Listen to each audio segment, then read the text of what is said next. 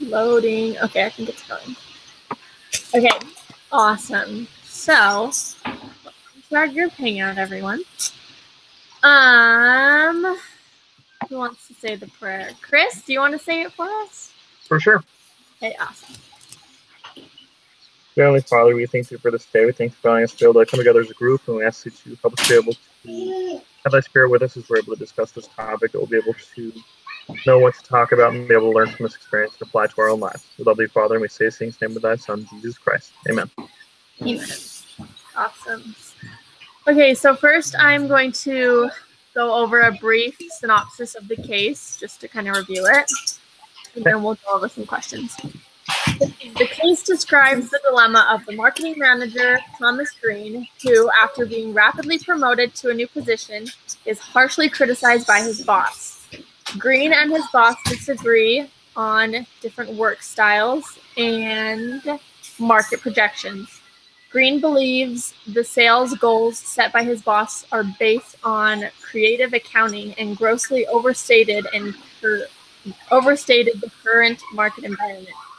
A mood of silence conflict develops quickly between Green and his boss, and Green is concerned that his boss is building a case to fire him. Green's situation in which his failure to adapt his work style and fully understand the demands and boundaries of his new position may lead to his discharge. Okay, so Andrew just said I clicked on it, but it's not loading for me. Can you refresh the site?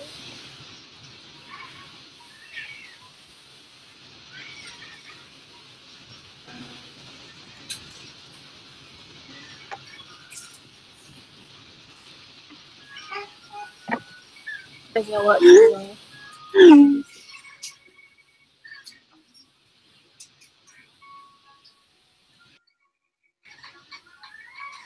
I'm gonna try and turn this down again.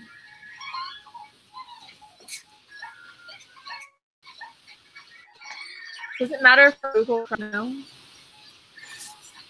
I thought so because it has a plugin for it. That's why it's the only reason I have Google Chrome as a web browser. Is to use this to Hangout? Yeah, because I'm using Safari. Are you? Okay. Yeah. Oh, he's in. There he is. Oh. Okay, so Andrew. All right, we made it. Cool. Awesome. Okay, so I'm Joe, Stephanie, Chris. We're all here. Awesome. Okay, I'm kind of leading this group discussion for this week. Okay, sounds good. And did you guys all read the case? Yeah. For sure. Yep. Okay, awesome. So I just went over basically a brief review of what the case was. So there was Thomas Green, who got hired quickly, and then his boss was kind of like out to get him, it sounded like. And Green didn't have a lot of respect for him. And so now they're in this situation. Is his boss going to fire him, or what's going to happen? Okay, so the first question is, what do you guys see as the key issue or some of the key issues in the case? I think that the biggest issue that I saw was the lack of communication. Even from the beginning, his boss didn't really give Green an outline. I expect you to give me charts and reports and written things. And they kind of just had a bad start, and then it just continued to get worse because of a lack of communication. Mm-hmm.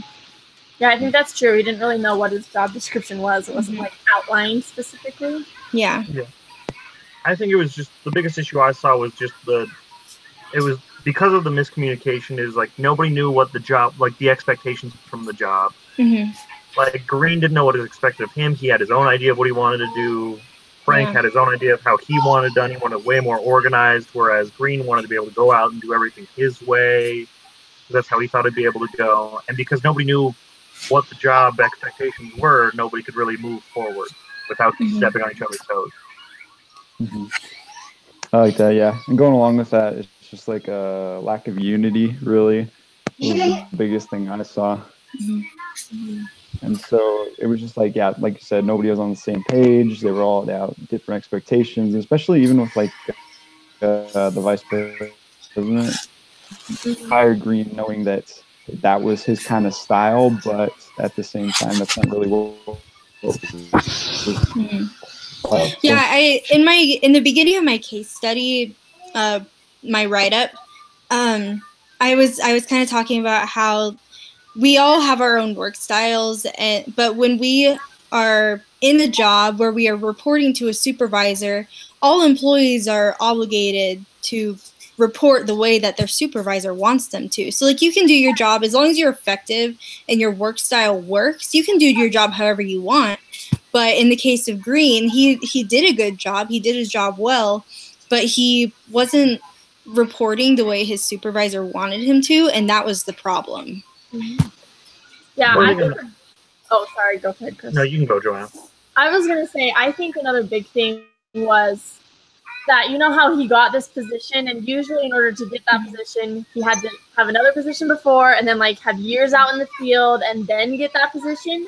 So I think it was kind of, I mean, like which happens, you know, sometimes you're bumped up, but I think all that time you didn't really learn like what the processes were, like how everyone likes everything done and stuff. So he's kind of just like throwing it out there, you know what I mean? Which also he's kind of stuck in the account executive mindset, but he's in a managerial position, so he needed to bridge that gap. Right. That's true. And it did kind of sound like the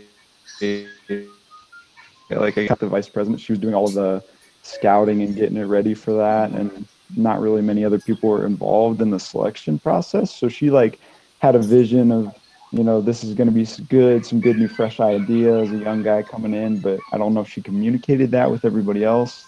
Mm-hmm. Yeah, I agree. Well, it sounds to me like Green, instead of going to his boss and saying, hey, like what's expected of me, he just kind of bad-mouthed him to his other employees and his friends and stuff. And like that's just, how is that going to help solve the problem? You're just creating more disunity and more distrust. Right. Like the very beginning of that distrust and the miscommunication, it all started with that meeting where Green said that he disagreed with Davis's projections and then didn't give any reason why, just that he didn't think it was right. Right. And that of course upset Davis. And when I was reading in that Harvard thing about, I can't even remember what the article is called, but and it addressed that specifically. When someone is disagreeing, if you're making a presentation, someone disagrees with your numbers, then it's your job to question them and ask them, what proof do you have of that? What data do you have to back that up?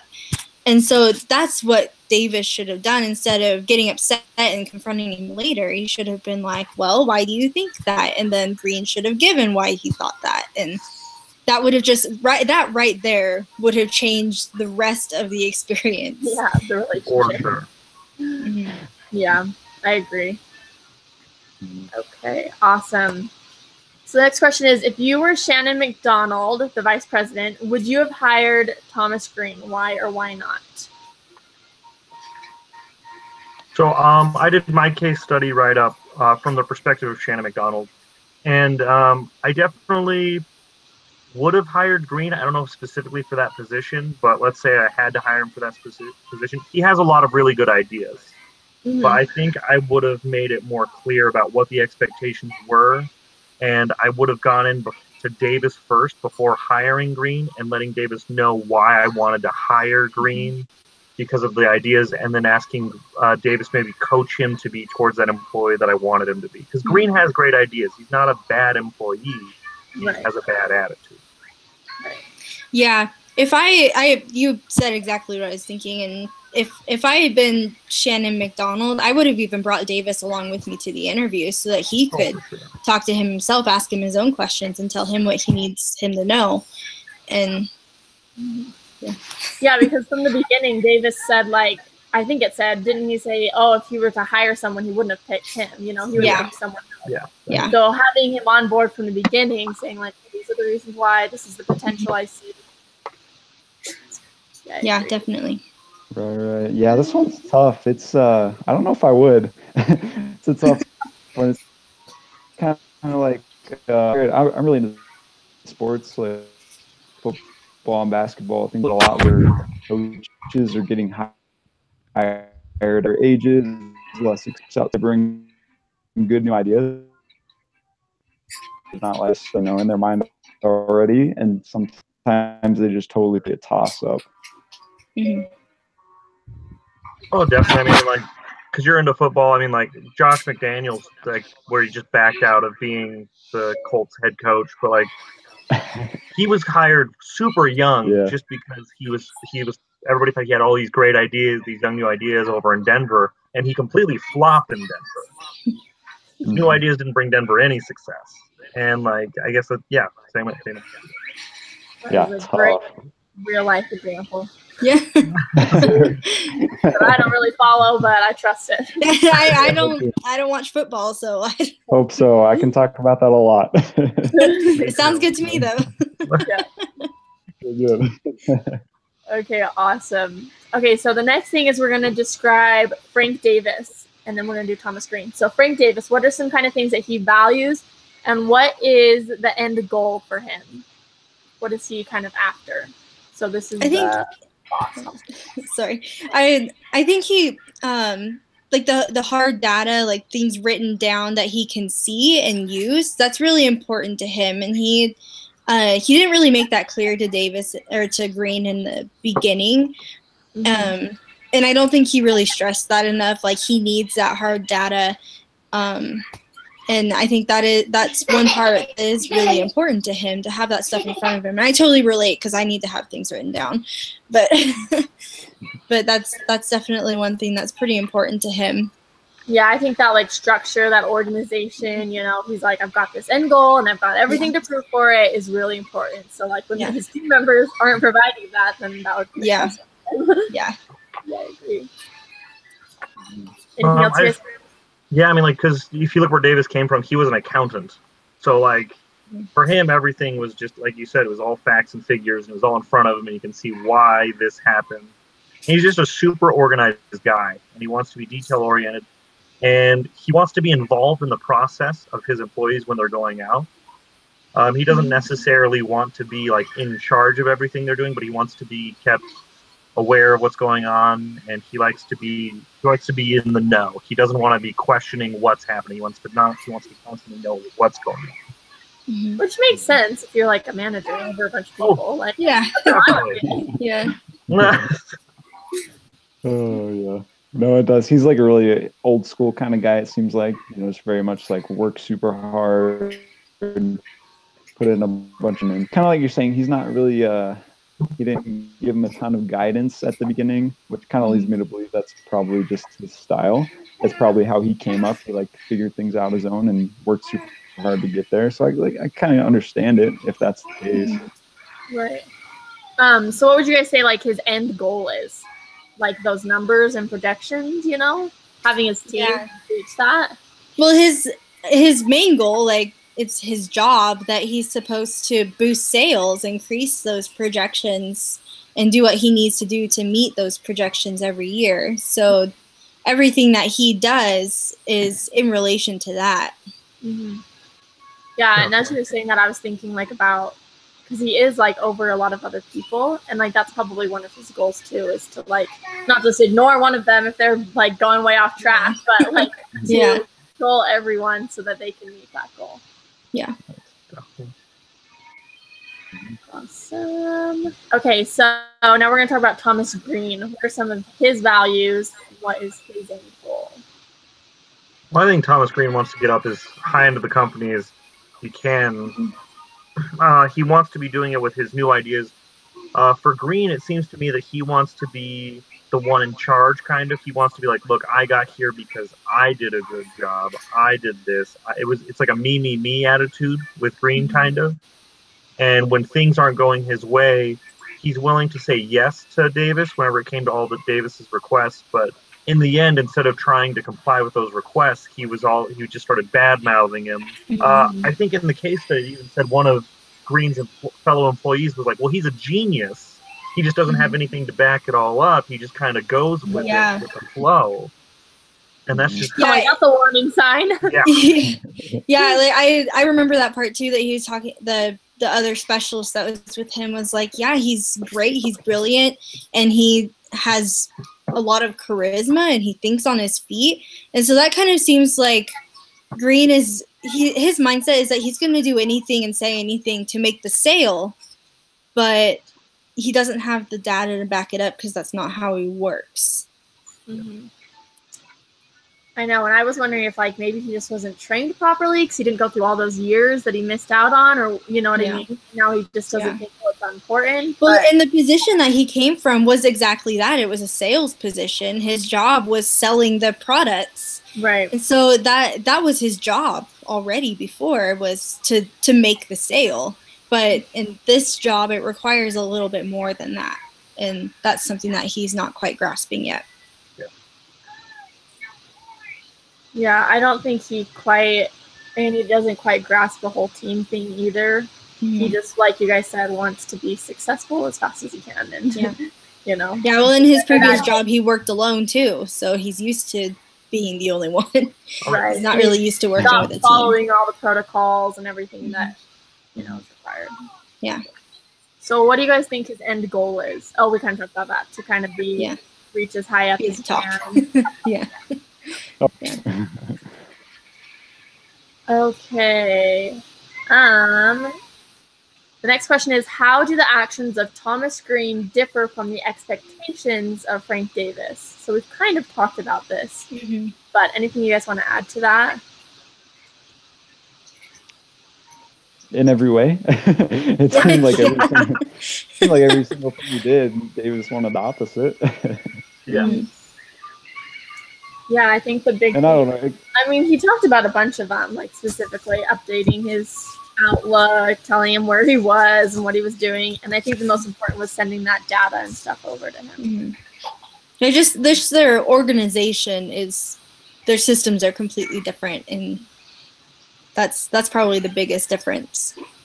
Did you want to add something, Andrew? Sorry, I don't know if I cut you off. Oh, you're good. I was just gonna say it was sort of like when they got off on the wrong foot, that just kind of led to everything else. I feel like Davis was kind of had little things, big deal, just because he didn't really like his attitude. Right.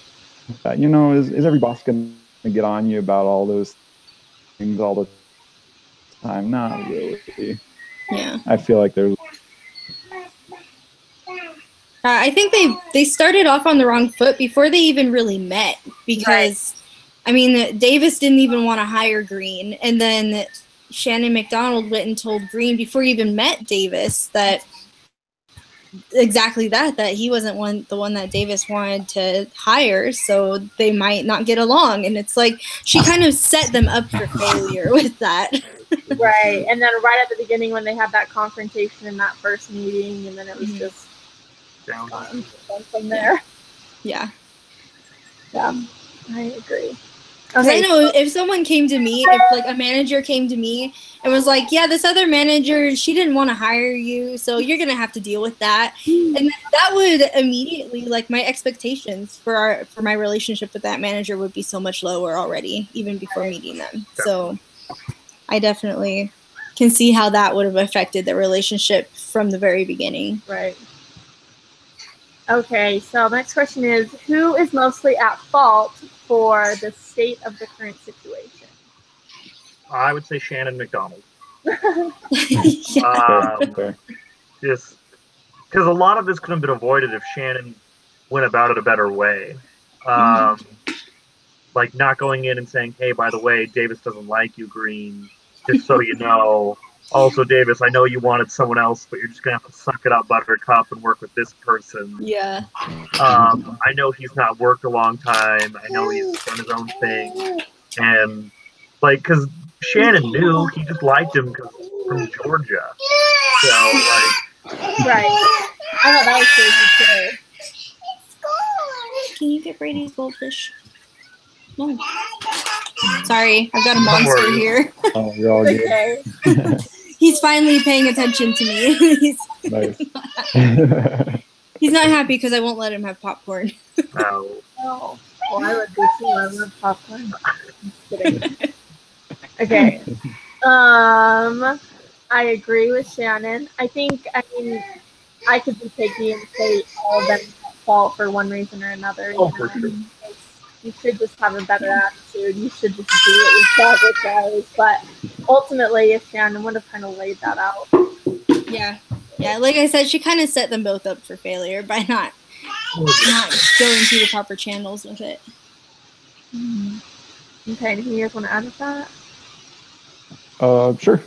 Yeah. I'll say Thomas Green. I think he's at fault maybe the most. I mean, everybody is, but Right. he just could have done a better job of adapting to the situation. I mean, he did have people come to him, you know, his boss especially. But at that point, he just kind of put it off. He didn't even want to talk to his boss, just wanted to avoid him in every way. And that just can't happen no matter what the business situation. You just have to be better than that and just work with your boss, kind of whatever situation you're in, especially if you're a new promotion as well. Right. Yes. Like kind of adapt to what you. Yeah, I know. I agree. I'm like, who does that? You want your job or? Nice. Okay, so this is good. This leads into our next one. What actions would you take if you were Thomas Green?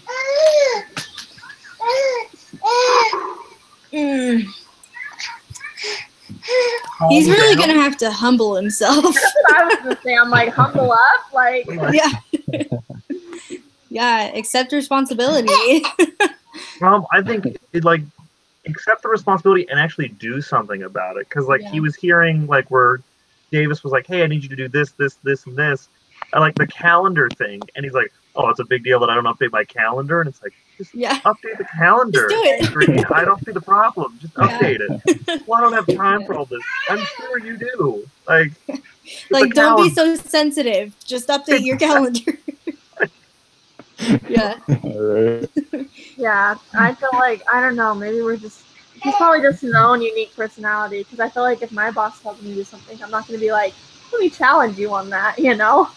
Yeah, like, well, I don't think that's a good idea. That's kind of dumb. I don't see the point of it. Like, even when Davis told him, like, you need to send me these charts, and Green was like, well, I don't see the point of charts. It's like, who talks to their manager like that? Nope, not feeling it. Yeah, that was kind of ridiculous. Yeah, it's tough with like his situation. He's so young, going up with like other managers that have been around for a long. I feel like he could definitely conform a little bit, even if it's just for a little while, so you can gain some traction, a good reputation, and then maybe the people will be in a place to listen to your new ideas then. Definitely. Yeah, So, like establish yourself into it. before you start challenging people. Yeah, He goes into it knowing Davis doesn't already like him. So it's like, instead of trying to fix that relationship, he's like, I want to put more and more distance. Yeah. Right. It makes Well, no sense. and especially because Davis had been in the company for like 17 years. Like a long time. So like, I'm pretty sure he kind of knows what's going on, you know? Yeah. He hasn't been fired yet, and he's still doing well. Mm-hmm. So that's a really good point. Yeah. Okay, so this next section is. So the question is, how does power and office politics come into play? So Green got the job because of office politicking. He literally schmoozed McDonald. Just chatted it up about Georgia and all the places about that, and like schmoozed his way. And it's not like he was a bad employee. He was a good salesman. He knew everything that he was supposed to be doing. And I think we've touched on the point where he was working alone for the longest time, so he didn't have to answer to anyone. Mm-hmm. And he's politicked his way to a promotion, and he's still not used to actually reporting to anyone, and now he does. So he still wants that power that he once had, but he still wants the office politics to get him further. Mm-hmm. Yeah. I think the only part of office politics that he really understands is the part that means him getting promotions. You know, like he doesn't understand like being on good terms with your boss, and like that is an important part of office politics. You don't want to be like going against your boss on the first day. Mm-hmm. And I mean, like with power, like you can obviously tell he is a little power hungry. He's like, he's a salesman. But I mean, at the end of the day, he's not the top of the food chain. Like he could get fired. If he doesn't do supposed to. So Yeah. yeah, I maybe didn't quite realize that. But yeah, anything else after that one? Okay, so what are each of their conflict styles? So in here, there's a list of some different ones like competition, compromise, avoidance, and collaboration. Green is definitely avoiding. He avoids Yeah. Davis. And I was thinking Davis, like, honestly, I feel like he tried to collaborate a little bit by like having those meetings, you know? He didn't just say like, "Oh, I'm just going straight to Shannon and gonna try to get this guy fired." Like he did try to like meet with him and discuss it and be like, "Let's work on it." So I mean, that's something. Right. Yeah, and then I There guess was no compromise. yeah, right. Sorry. I guess McDonald is kind of compromised. I'm not really sure. She kind of just like fielded all the complaints and just sort of said, "Well, what are you guys going to do about it?" I don't know if she did a whole lot in that situation. Yeah. She just kind of listened to each side, but there wasn't a whole lot after that. Mm-hmm. Do you guys think competition? Oh yeah, definitely. Were they competing though? Like I feel like not directly, but kinda. I feel like Green and Davis. I don't know. Maybe it's not competition. They just would be heads against each other, Yeah. Or maybe he's competing to say like my way's the right way and your way's the wrong way. Yeah, that's kind of how I saw it. Like they're competing for work styles, basically. Like, Yeah. kind of like with the meeting where like he just called them out in front of everyone. That was kind of like competing for that. Yeah. Right. Like that was the appropriate setting to voice his disagreements, but he didn't really do it in the right way, and that's what made it competitive. Right. Okay, so the next question, did he answer this one already? Okay, well, he kind of did. What should he do now? Discuss the facts and possible reasons. So we kind of already talked about this. Yeah. Yeah. But we could talk about what should Davis do now? Do you think he should do anything different? Honestly, I think Davis is doing the right thing. He did. I mean, he tried to meet with Green a couple times. He gave him pointers. I guess he could have been more polite about it, but I think like Davis is making sure he talks to McDonald. He's not saying to Green, "Hey, I think you're a terrible employee." Mm-hmm. He didn't even tell McDonald he thought he was a terrible employee. Just like we need to get somebody that maybe can do the job that we need done. Mm-hmm. Davis, I think he's doing fine. Right. I think he is going through like the right steps, I think that one thing he should maybe try is maybe have a meeting with McDonald and Green together, the three of them together, because Green feels like McDonald's on his side. And right. So it won't be like the two of them teaming up against him. Green will feel like he has someone on his side. Maybe that'll make him more open to talking and trying to figure it out. Mm-hmm. That's a good idea. Okay, the next question is, how can he salvage the situation? What can he do to repair the situation? Oh yeah. Is this asking about Green? Green. Talking about Green, yeah. I think like humble up, like we said. Yeah. Yeah, I think just doing the tasks he was asked to do, like to change, and to stop gossiping to everyone and their dog. Jeez. Yeah. Yeah. That's like the worst thing you could do, because everything you say to someone is gonna get back to them somehow. Oh, yeah. Exactly, especially in that like office. There's like grapevines, and it just like spreads in the office. Yeah. So, okay, so what can you do to repair the relationship with Davis? I mean, I feel if he humbles up and he just starts doing all those little things, I think that'll make Davis like appreciate him more, and he'd be like, okay, so he is willing to be a team player.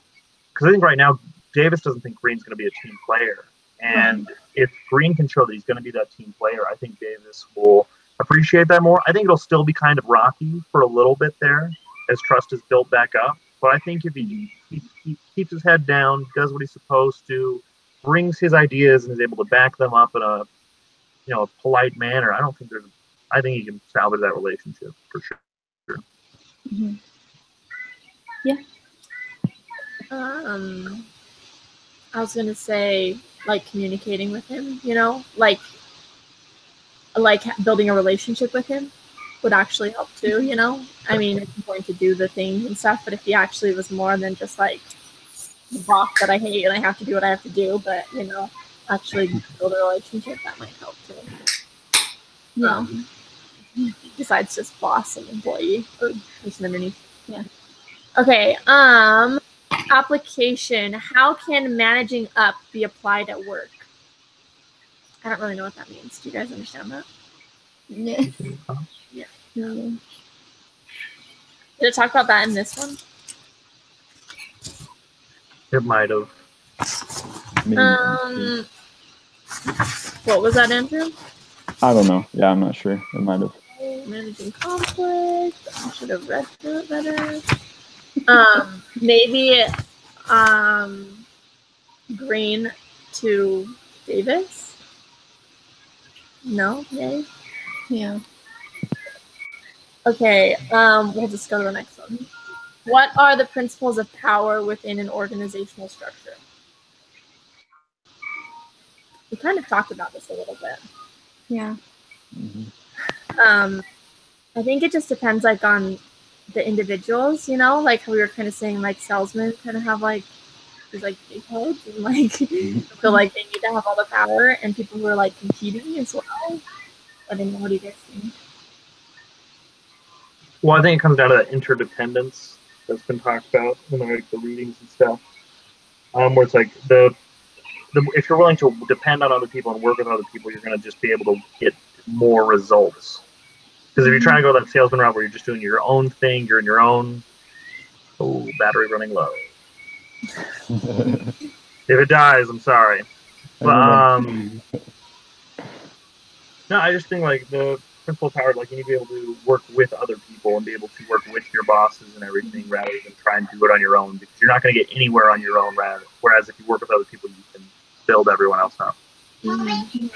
And I think everything's so much more enjoyable too. Like, I don't know, at work I've seen people who are like super power hungry and they're just like, and it's just not as enjoyable. Yeah. And like, I don't know, people just don't work as well together, and I don't know, people are just more focused on themselves instead of like the company succeeding, And when you're focusing on just yourself and elevating your position, then that's creating so much more work for yourself too. Like it'll burn you out.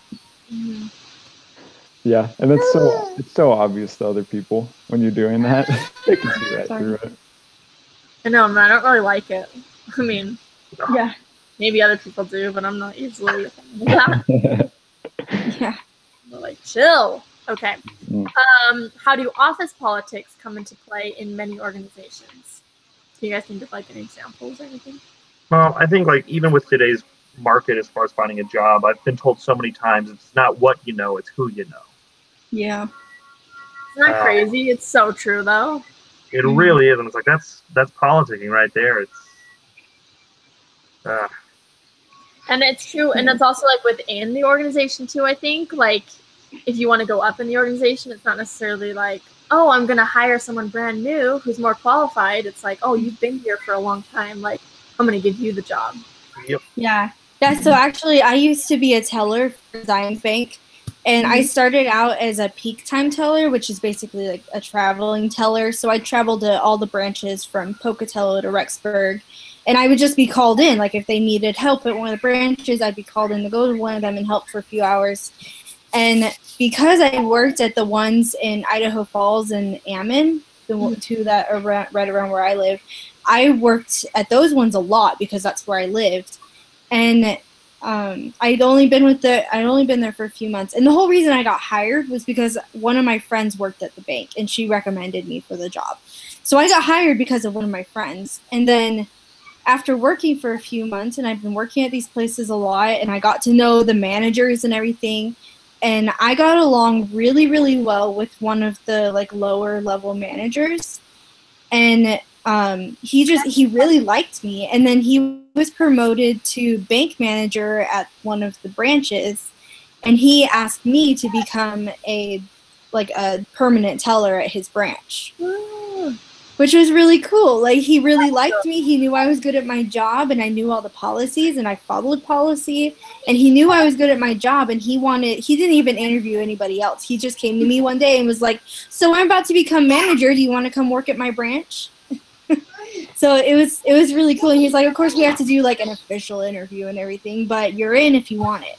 And That's awesome. so it was really cool, and it's definitely who you know. It's so much easier to get a job when you know the manager. Mhm. Yeah, I definitely think that's one of those like politic things. Mm-hmm. Okay, so how can someone be proactive in managing politics, power, conflict, etc., all that kind of stuff? I think just being on top of it. Like, when you see something or when you hear something, like, don't try to beat around the bush. Like, call in a meeting, try to just bite it in the butt before it like spreads or, people get overly excited. Oh, I think Chris's computer died. Oh no. We'll see if he's back. If not, we've only got a couple more questions. Good. Yeah. Awesome. I think another part of it, one thing that Green did not do a good job at, was doing what you're told. Like, doing your job the way that you are asked to do it. Mm-hmm. And if you need to write reports and you don't like writing reports, too bad, do it anyway, because that's what you're supposed to do. Yeah, get a good job. Yeah, it's like, do your job. Anything you think, Andrew, about managing? Yeah, I would just say the same thing. Like, it's really not a bad idea to like over communicate. You'd much rather do that than under, just so everybody can get their feelings out there. They can talk about it. And so at least you know where people are coming from. Even if you don't agree with them necessarily, at least you know what they're about. Mm-hmm. Yeah, I agree. Communication all the way makes all the difference. Mm-hmm. Okay, connections. What gospel connections are pertinent to this? Are there any connections between this case and this week's reading assignment? Okay. Oh, no. So gospel first. You guys have any gospel connections? I think, like, in your callings, I mean, so I'm the Beehive advisor in Young Women's. So I'm like a lower level, like, I'm not part of the presidency. But if I was in the presidency, like, that's a really important part of unity in a presidency, is like getting along and communicating and everyone doing their job. Yeah, I was thinking the same thing about callings. Like, the church is so organized and stuff that I can't just be like, oh, this is my calling, I'm now going to take on all these responsibilities, or I'm going to change and do something different. Like, no, that's not how the church is organized. Yeah. And it's just like that at work. Like, you can't just not do your job, or switch your job description around. Like, yeah. And it's like, so I teach the second and fourth Sundays, but I can't just be like every month, like one of the Sundays I'm supposed to teach, just be like, oh, I don't feel like teaching today, so I'm gonna call in and be like, I don't feel good. And like, I can't just abandon it and just be like, I'll only do it when I feel like it. Because let me tell you, there are a lot of Saturday nights I'm like, I really, really don't feel like preparing a lesson right now, but I have to. And then you're gone. Yeah, and then there's some Sunday mornings where I'm like, oh, I'm so tired, I don't want to go to church today, but I have to because I'm teaching, and and I can't just be like last minute, like, sorry, don't feel good, I'm not coming, good luck with the lesson. Right. Yeah, and I just like the councils in the church. Obviously the bishop or the boss or whoever it is going to have the last say. They're going to make the choice, but just being able to hear everybody's ideas, because you never know, somebody might have a better idea than yours. It happens a lot. So it's just good to hear them all out. And especially if the bishop is like, you probably shouldn't word things like that in your lesson, you shouldn't go ahead and do it anyway, because it might not be exactly right. And yeah, that's awesome. Okay, are there any connections between this case and this week's reading assignment? What was this week's reading assignment? I haven't done it yet. What class are we in? Is this marketing? No. This is organizational principles. Yeah. Oh, 7 Habits. That's this class, right? Yes. Yeah. Okay. Yeah, I haven't gotten to that yet. I so. am taking way too many classes to keep my head. Okay. Yeah, I know. I'm taking 15 credits, and that's more than I've ever taken. Yeah, kind of a lot. Okay, so 7 Habits is win-win this week. I know I haven't really fully read it yet, but it's pretty much just like having a positive attitude and coming up with like win-win situations, like not just for you, but for you and like your coworker or whatever. Yeah. Oh yeah, that makes sense. Like you shouldn't make things so that you're the only one who benefits from things. Like, Right.